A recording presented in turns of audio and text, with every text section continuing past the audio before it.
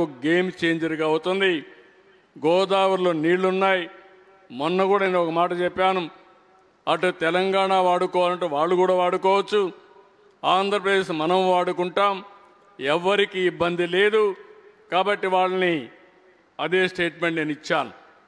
ఈ రెండు రాష్ట్రాలు, తెలుగు రాష్ట్రాలు బాగుపడాలంటే గోదావరి నీళ్లు వాడుకునే అవకాశం ఇద్దరికీ ఉంది, ఇద్దరు వాడుకునే అవకాశం ఉంది. 100 సంవత్సరాల చరిత్ర చూస్తే 3000 టీఎంసీ నీళ్లు సముద్రంలోకి పోతున్నాయి.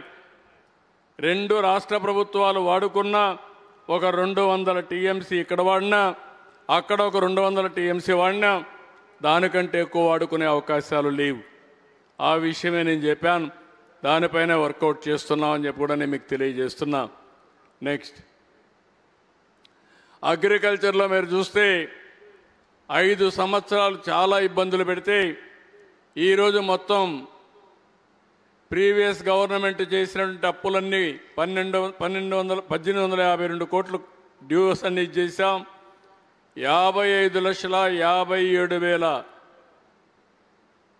మెట్రిక్ టన్నులు ధాన్యం కొనుగోలు చేశాం. Market intervention cocoa, tobacco, mango వీటికన్నిటి తీసుకొచ్చాం. మీరు చూస్తే 8,50,000 మంది రైతులకి 13,584 కోట్ల రూపాయలు ధాన్యం కొనుగోలుకి డబ్బులు ఇచ్చాం.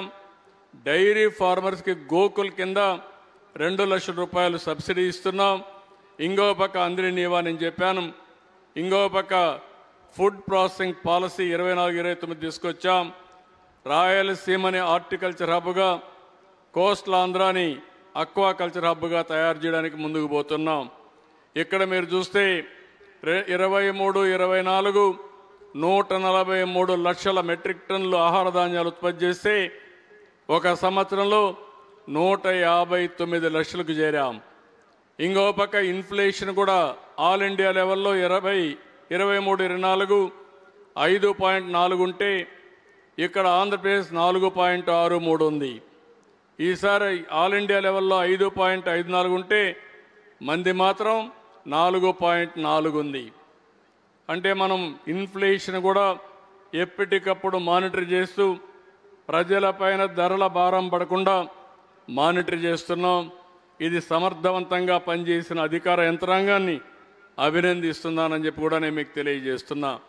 నెక్స్ట్, ఇంకో పక్కన ఇప్పుడే హ్యూమన్ రిసోర్స్ డెవలప్మెంట్ చెప్పాం.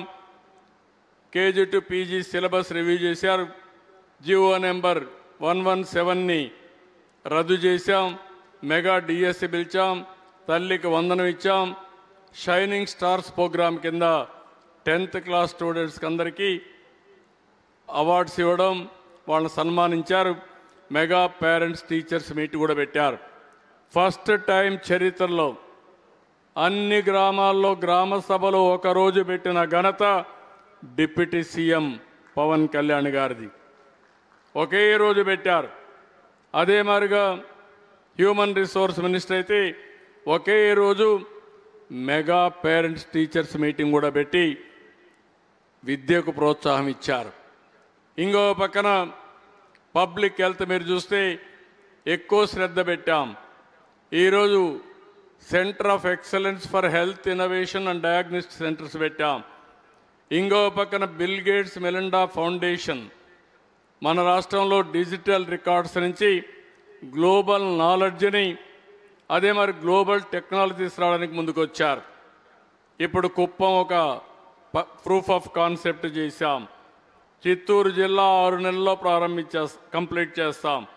2 సంవత్సరాల్లో ఆంధ్రప్రదేశ్ హెల్త్ సెక్టర్లో పెను మార్పులు తీసుకొచ్చి ఎక్కడికక్కడ డిజిటల్ రికార్డ్స్ క్రియేట్ చేసి ప్రివెంటివ్ హెల్త్, అదే మరి రియల్ టైం మానిటరింగ్, క్యూరేటివ్ కూడా ముందుకు పోతున్నాం. ప్రివెంటివ్ హెల్త్లో అయితే యోగా ఒక గేమ్ చేంజర్గా తయారవుతుంది. నేను ఆ విషయం కూడా మీతో మాట్లాడతాను. ఇంకో పక్క అమరావతిలో mega global medical city establish చేస్తున్నాం. విశాఖపట్నాన్ని కూడా సేమ్ ఒక గ్లోబల్